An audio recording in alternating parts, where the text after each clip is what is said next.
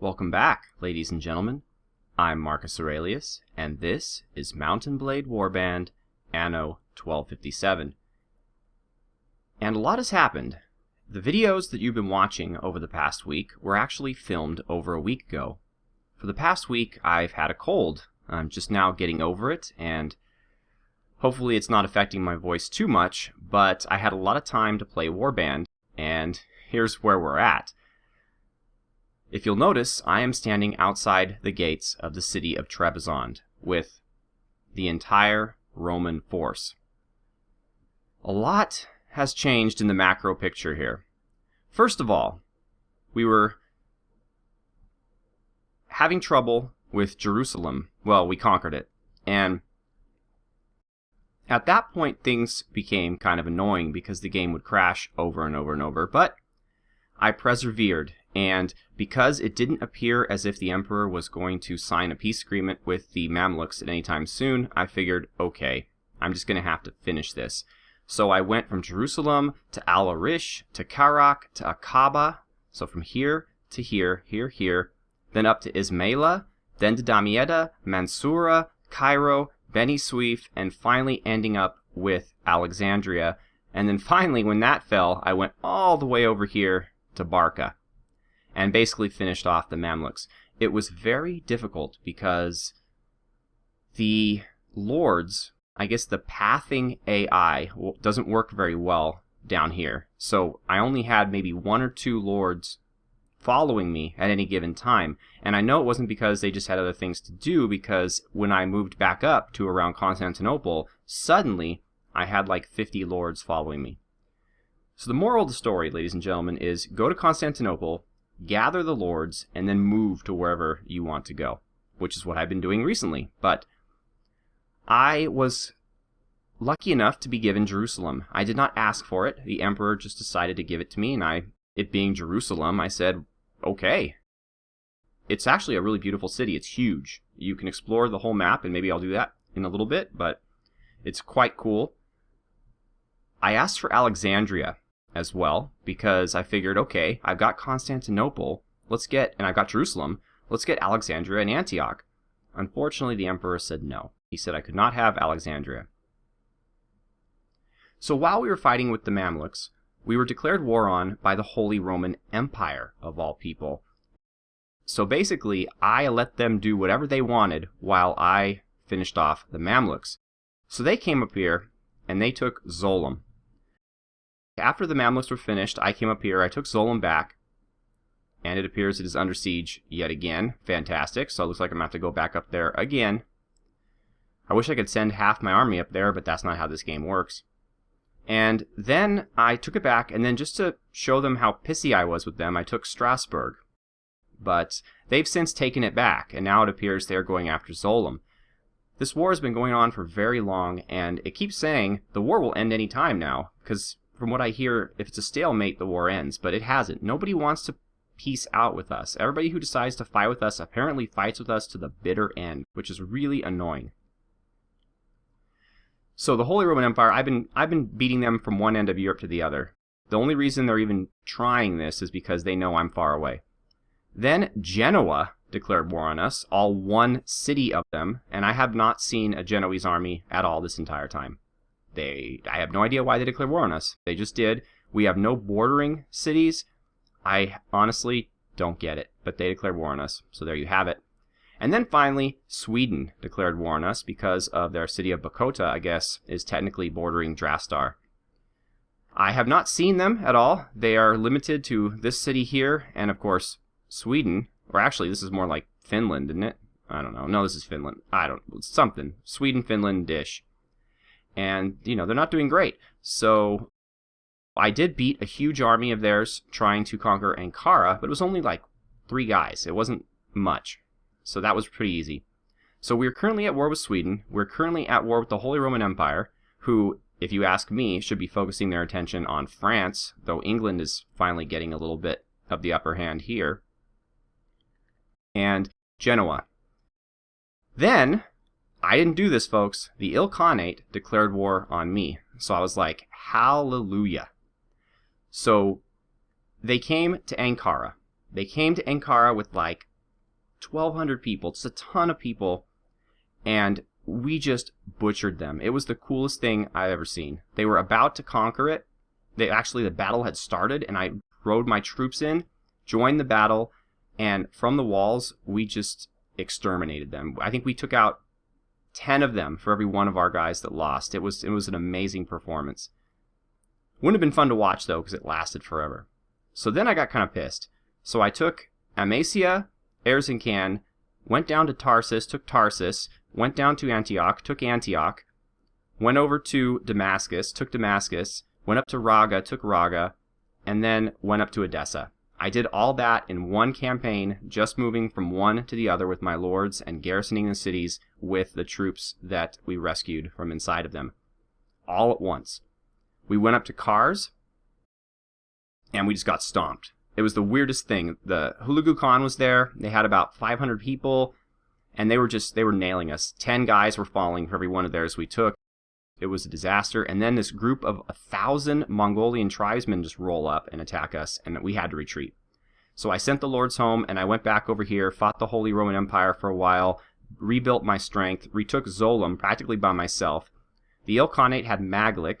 I tried taking it by myself. I was heartened by the fact that I practically took Zolom by myself. I only had one ally.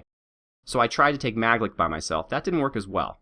I suffered many casualties. We definitely did a lot worse to them than they did to us, but it just wasn't enough. So I called the lords and I took it. And that's where I'm at now. So I led all the lords back here. We took Kars finally. We took out Hulagu Khan, though I wasn't able to capture him. And now we are at the last city of the Ilkhanate, Trebizond, which I wanted to quickly talk about because Trebizond never really was a Ilkhanate possession. It may have been at some point in time a vassal of the Ilkhanate. Perhaps they paid them tribute. But Trebizond was actually a Byzantine successor state. When Constantinople was conquered by the Crusaders, the empire split up into 3 successor states, and they were led by different branches of the nobility. You, of course, had the Empire of Nicaea, which we've been playing this whole game, which was led by the Lascaris clan.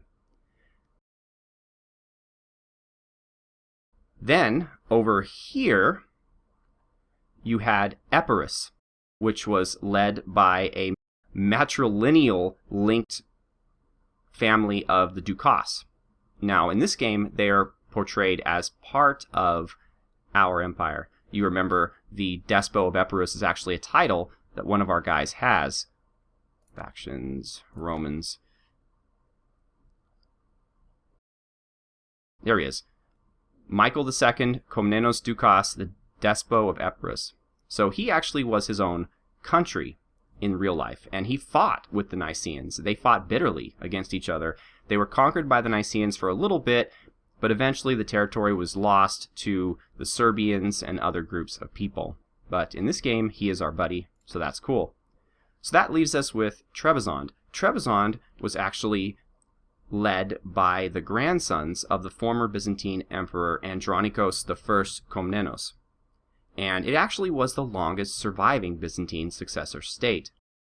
Longer than the renewed empire. When Constantinople fell, was years. Actually, I think it was 1458. Oh god, I should know this. But something around there, 1458. Trebizond actually lasted until 1461, where Manuel II, the Ottoman, I guess, emperor at this time, or whatever they called themselves, Sultan, conquered it because Trebizond had allied with Timur of the Timurids, who basically were fighting the Ottomans. They actually defeated them quite handily, but things changed politically, and it became easier, and the Ottomans just quickly ran down to Trebizond and conquered it just like that. And that was the end, the real end, of the Greek states of Asia Minor and this region. And history is about to repeat itself because we are going to conquer Trebizond, though we are going to do so in the name of the empire. Now, if you'll look in here, the garrison is 527 people, and they also have Tekuder Noyan's party, who is some Ilkhanate lord of whatever. But you also have Manuel I, Megas Komnenos, the emperor of Trebizond. So he is actually a Greek. He is one of the descendants of the Byzantine emperors. So my hope though I doubt this will happen because there are guys that love me, like 50% like, that every time I see them on the battlefield, they're like, oh, it's so good to see you, and yet they join France or Aragon. They don't join us. So I doubt he will join us, but I really hope that he does because that would make the most sense. But we are going to take it down. And it's going to take a long time. This might take 2 episodes because it is 500 plus, it's 680 people. It's almost 700 people. We barely have that many. We might not even win this. I'm thinking that we will because I have a super elite army and we may outnumber them a little bit. Plus, I've just gotten really good at sieges. But I haven't seen this battle map, so I honestly don't know what they're going to pull out of me. But let's just give it a look. You may notice the graphics, by the way, are a little different. It's because I have a video card that has a program that, if it recognizes a game, it will optimize the game based on your hardware. And I had it do that for this game. It didn't work out very well, though. It turned on anti-aliasing to ×8. It had the shadows ramped up. It did a couple other things, and the game was just beautiful. Don't get me wrong. It had, like, blurriness in the distance and everything, but it just slowed everything down. During the battles, even without recording, it was very slow. So I'm curious. I'm kind of at the midway point right now. I've kept all the higher settings, but I've gotten rid of the anti-aliasing. I've got it down to ×2. I put shadows down a little bit. So I'm hoping that this will be something that can be recorded without too much difficulty. Let's see.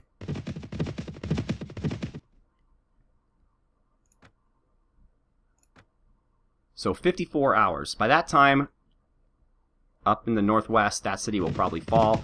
But that, I don't really mind. The Holy Roman Empire is pretty weak, and we can take it back without much trouble. 4,200. My controversy rating is just through the roof. It is through the roof. It's like at 100, or if it's not at 100, it's at 97. I did ask for the city of, or the castle actually, of Maglik. That's the only thing of all my many conquests that I asked for, except for Alexandria. I did not ask for Antioch. He hasn't determined yet whether he's going to give it to me or not, though. I don't know if he will or not. My controversy, as I said, is really, really high.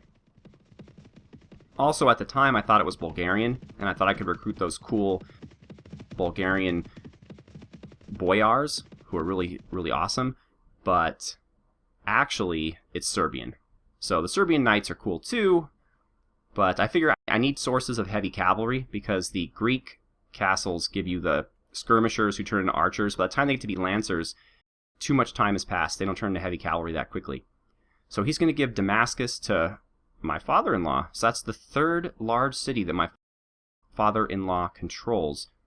So he's tied with me in that respect, though I still have more overall territories than he does. What I wish is that the Emperor would give territories to these new lords. We have these 20 or 30 new lords who have no territory whatsoever. And if he gave them territory, he wouldn't have to keep exiling them every 5 minutes. And a lot of them are really useful, cool guys. So if they all had a little bit of territory, they'd be loyal and they'd be fighting for us. But instead, the Emperor gives the territory to the same old lords, more and more. And that's not how I would do it. I wish back when I'd first conquered Constantinople, I had rebelled so that I could have taken the empire for myself. It's too late now. It's too powerful. By myself, I get crushed. They can muster about 1,500 men easily. So, let's see what happens. The assault on Trebizond. Eventually. Maybe.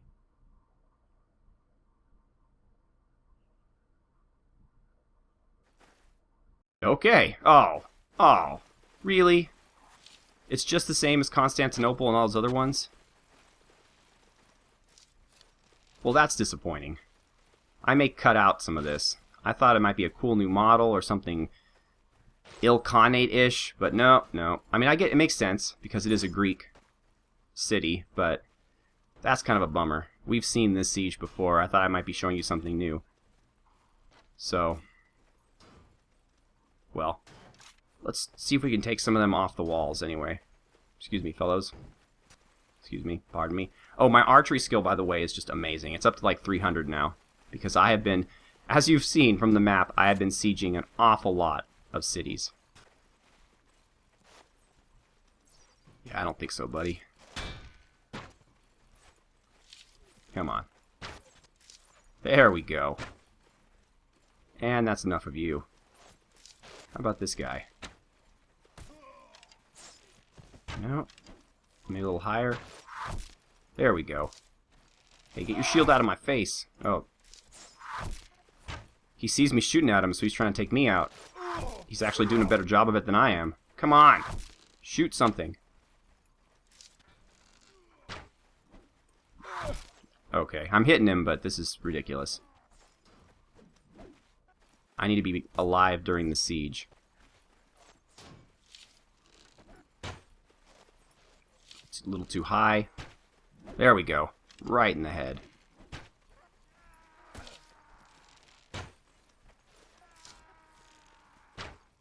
The sighting is very difficult. When you use the zoom in, the sighting is different than when you use the regular form. You have to go up a little higher. Boom! Did you see that? Head shot. I don't think improved archery skill makes your accuracy any better. I think all it does is... Ooh, that was nice too. It just makes you shoot faster. Maybe you do more damage too when it hits. The siege engine's starting to get in my way.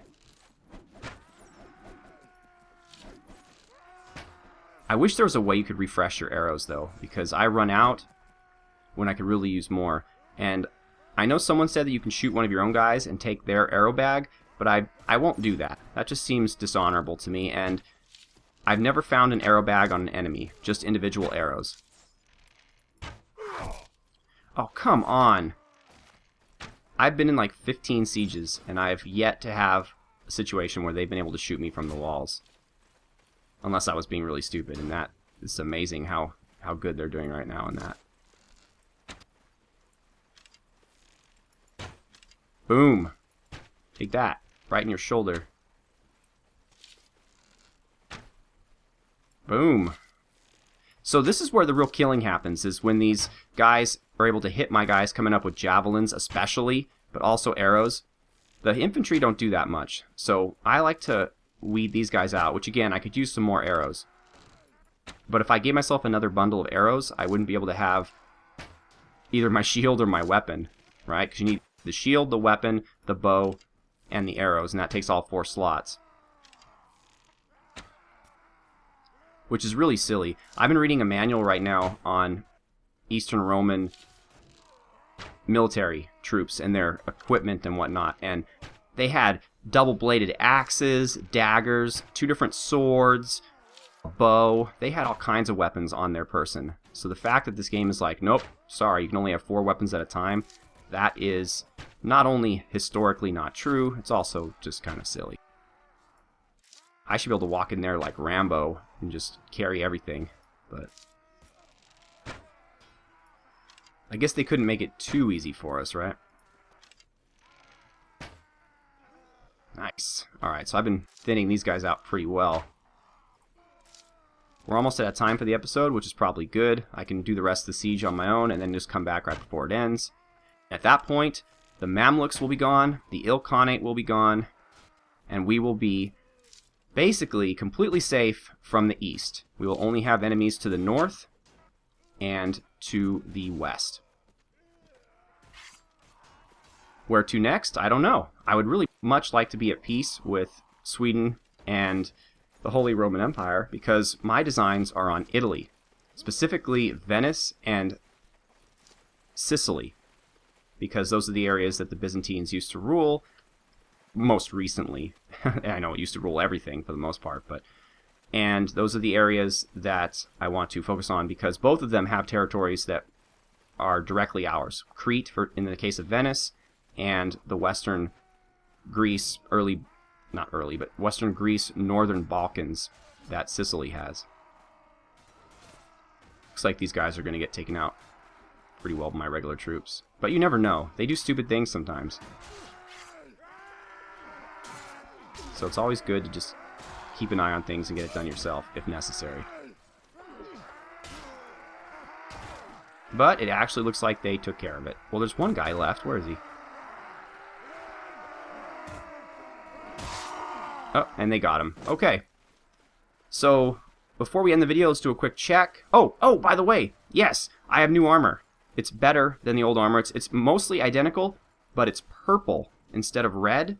It's got 1 more point of defense in both the body and the legs, and it has these cool little griffins on the back. It's weird that my bow sticks out of it, and I have new shoes. They're Mongol shoes that are slightly better, and they go with the armor. They're gold. Still using the saber. Though I am transitioning back to the Byzantine sword for field battles because the saber is not that long, so it's really hard to hit people with it when I'm on the horse. So I kind of have a dual weapon system. I wish there was a longer saber or a longer sword that was... I found a sword that's better at slashing than the saber, but it thrusts, so it'll be a big pain in the ass. Anyway, once again, I'm Marcus Aurelius. Thank you so much for watching. Have a good one.